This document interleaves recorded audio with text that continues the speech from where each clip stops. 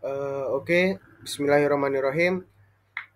Perkenalkan nama saya Abian Fahmi Azhar dari kelas 3 BHES, HES yaitu Hukum Ekonomi Syariah. Di sini saya akan menjelaskan tentang dalalatul ghairu wadillah, yaitu para ahli usul fikih mendefinisikan dilalah ghairu wadi adalah setiap dalil yang tidak menunjukkan makna asli lafaz tersebut melalui sighatu lafazinya.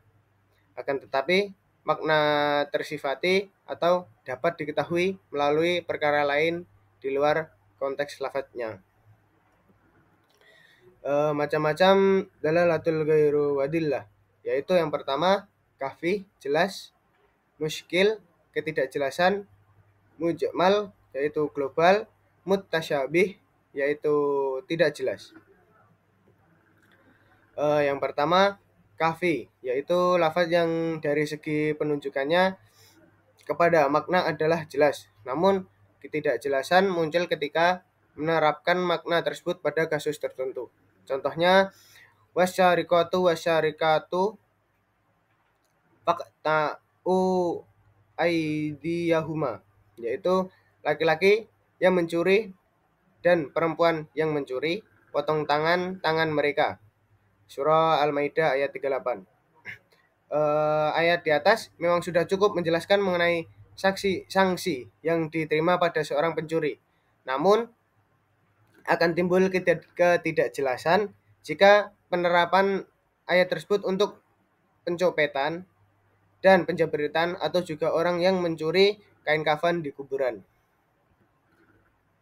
Lanjut, muskil, yaitu suatu lafaz yang dari penunjukan maknanya terdapat ketidakjelasan sehingga muncul beberapa perbedaan pendapat dalam memahami lafaz tersebut.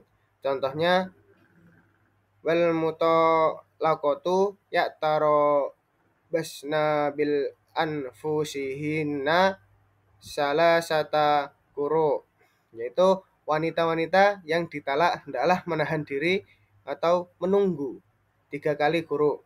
Surah Al-Baqarah ayat 228.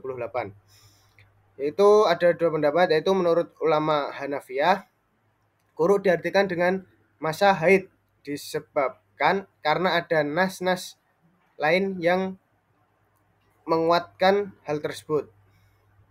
Yang pendapat kedua, menurut ulama Syafi'iyah, quru diartikan dengan maha suci disebabkan dilihat dari adanya muzzakar atau muzakkar, yaitu laki-laki, sedangkan laki-laki itu dinisbatkan suatu yang suci dan tidak pernah haid. Jadi al-quru di samping bermakna suci.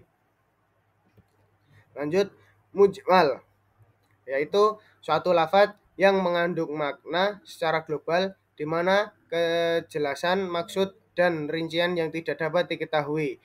Jika hanya dengan lafaz itu sendiri, ketidakjelasan tersebut hanya dapat dijelaskan dari sunah-sunah yang diajarkan oleh Nabi Muhammad. Contohnya, wa aqimus sholata wa atuz zakata, dan dirikanlah sholat dan tunaikanlah zakat. Surah Al-Baqarah ayat 43. Kata wa aqimus sholata, kata tersebut bersifat mujmal, global, karena tata cara sholat tidak dijelaskan di dalam Al-Quran, butuh penjelasan dengan kalimat lain. Kata yang kedua, zakata, kata tersebut butuh penjelasan yang lain atau rincian karena tata cara zakat siapa penerima belum dijelaskan. Lanjut, untuk mutasyabih, yaitu suatu lafaz yang menunjukkan kejelasan maknanya dan tidak ada pula dalil yang menjelaskannya. Memang terdapat perbedaan pada ulama, tetapi ada huruf muqatta'ah. Sebagai besar ulama, ayat di bawah ini mutasyabih. Contohnya, yang pertama alif lam mim, surat pada Al-Baqarah ayat pertama. Dan kedua Yasin, pada surat Yasin ayat pertama. Dan alif lam shad pada surat Al-A'raf ayat pertama. Mungkin itu yang saya dapat jelaskan. Bila ada kurang lebihnya, saya mohon maaf. Bila taufiq wal hidayah. Wassalamualaikum warahmatullahi wabarakatuh. Alif Lam Mim.